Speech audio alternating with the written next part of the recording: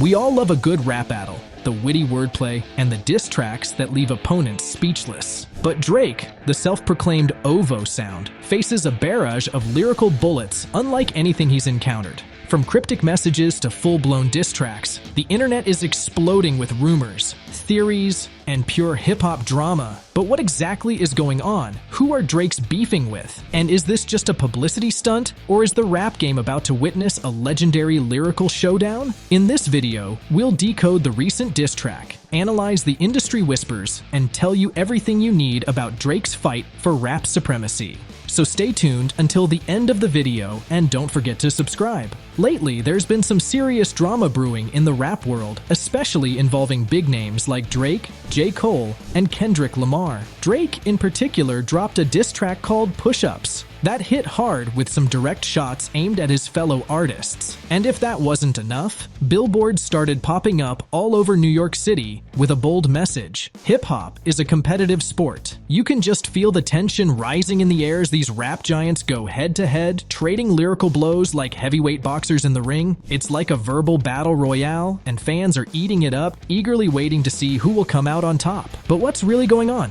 A couple of weeks back, Future and Metro dropped an album that felt like a breakup letter to their once close buddy Drake. Now, Drake and Future have a history of working together, with nearly 30 collaborations under their belt, and Metro even produced their joint mixtape back in 2015, What a Time to Be Alive. But this time, things seemed different. Their album, We Don't Trust You, seemed to be filled with subtle jabs aimed directly at Drake, hinting at his shady tactics and questionable moves. Yet, surprisingly, it was Kendrick Lamar's track Like That that really set things on fire. In Like That, which has been dominating the charts at #1 on the Billboard Hot 100 for 3 weeks straight, Kendrick makes a bold statement by rapping, "Motherfuck the big three, it's just big me," essentially distancing himself from his rap peers, including Drake and Cole. Now, Drake had previously referred to himself, Kendrick, and Cole as the big three of hip-hop's current era in his song First Person Shooter from his latest album, For All the Dogs. But Kendrick's verse on Like That focused more on Drake, brushing off his supposed unbeatable commercial success by saying, "Your best work is a light pack, and Prince outlived Mike Jack." Cole wasn't one to stay quiet either. He fired back on April 5th with his track 7-Minute Drill, featured on his mixtape aptly titled Might Delete Later. In the song, Cole takes aim at Kendrick's Pulitzer Prize-winning albums, dubbing his latest release Mr. Morale and the Big Steppers, and criticizing his Grammy-winning sophomore album, Good Kid, Mad City, as a putting listeners to sleep. Cole even goes as far as to promise to humble Kendrick if things were to escalate. By April 10th, J. Cole seemed to have a change of heart, dialing back on the tension he had stirred up. He even pulled his diss track, 7-Minute Drill, from streaming platforms. At his annual Dreamville Festival, held in North Carolina, he addressed the situation, albeit somewhat awkwardly. "I tried to jab Lamar back, and I try to keep it friendly," he confessed to the crowd. "But at the end of the day, when I listen to it, and when it comes out and I see the talk, that doesn't sit right with my spirit." But just when everyone thought the dust was settling, Future and Metro dropped another bombshell on April 12th with their follow-up album, We Still Don't Trust You. This time, it was A$AP Rocky who stepped into the ring, delivering some hard-hitting punches. On the track Show of Hands, he didn't hold back, rapping,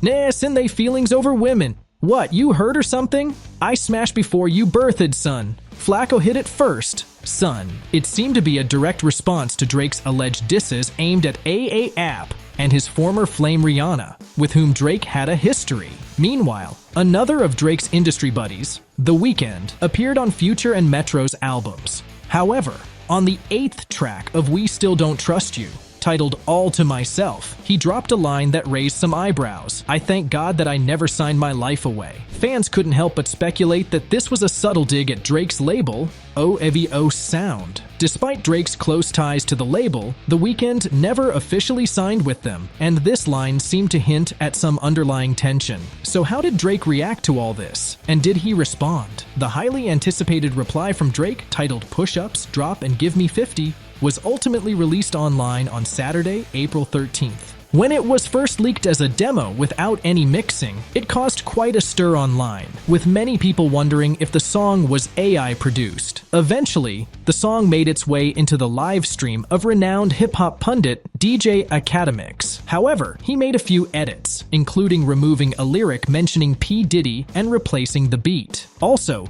the hip-hop station Power 105 played a high-quality version of the song online. Drake's recent Instagram posts, which included a photo of Uma Thurman's famous sequence from Kill Bill, seemed to support the track's validity. Push-Ups is a comedic yet heavy diss record that goes after Drake's enemies, and even brings in some surprising personalities. In Push-Ups, Drop and Give Me 50, Drake didn't hold back, aiming directly at Lamar and poking fun at his height. How the you big steppin' with a size 7 men's on? He didn't shy away from criticizing Lamar's recent album either, calling it a flop. Your last one bricked? You really not on she? The term Big Three has been a point of contention lately, especially after J. Cole's reference to himself, Drake, and Lamar as the Big Three in their collaboration first-person shooter. Lamar refuted this idea in Like That, asserting that there's no Big Three, just Big Me. Moreover, Drake doesn't hold back in his response to Lamar, delivering a thorough rebuttal by poking fun at Lamar's shoe size and his collaborations with pop stars like Maroon 5 and Taylor Swift's Bad Blood.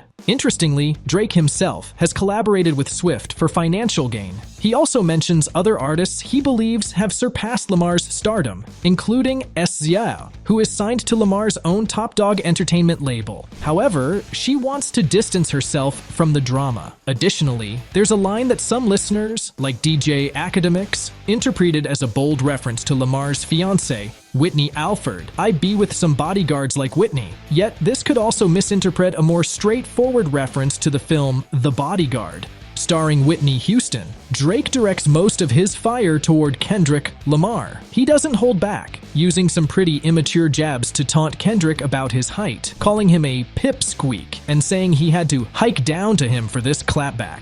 He even goes as far as mocking Kendrick's shoe size, referring to him as a big stepper who wears size 7 men's shoes. But Drake's attack focuses on Kendrick's business dealings with his former label, TDE, and its founder, Top Dog. The dynamic between Kendrick and Drake is complex, spanning over a decade of ups and downs. As Kendrick Lamar's star rose, Drake quickly embraced him, offering him a platform on his 2011 album, Take Care, and bringing him on tour for the Club Paradise tour shortly after. However, even in their collaboration, Buried Alive, there was an underlying tension, with Kendrick expressing his frustrations about being in Drake's shadow despite his own rising success in the industry. At the song's end, Drake throws down the gauntlet to Kendrick, saying, "Put up or shut up." He's calling Kendrick out for supposedly holding on to a diss track for years without releasing it. It's a pretty bold move from Drake, but he's daring Kendrick to respond. And the way Drake ends the song suggests he's ready for whatever Kendrick throws his way, hinting that he's got more ammo in store. Now, there's this tiny reference to Kendrick's partner, Whitney, in the lyrics. Drake mentions being with bodyguards like Whitney, and it's easy to miss if you're not paying attention.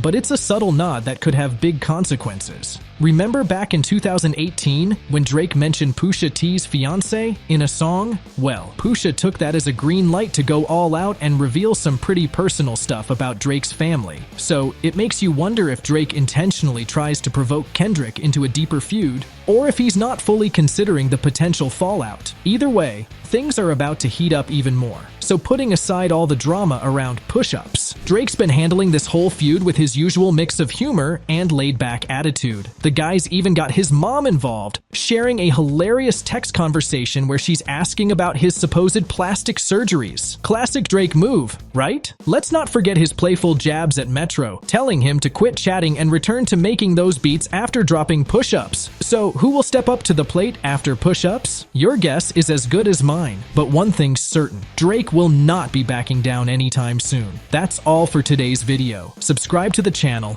and like the video before leaving.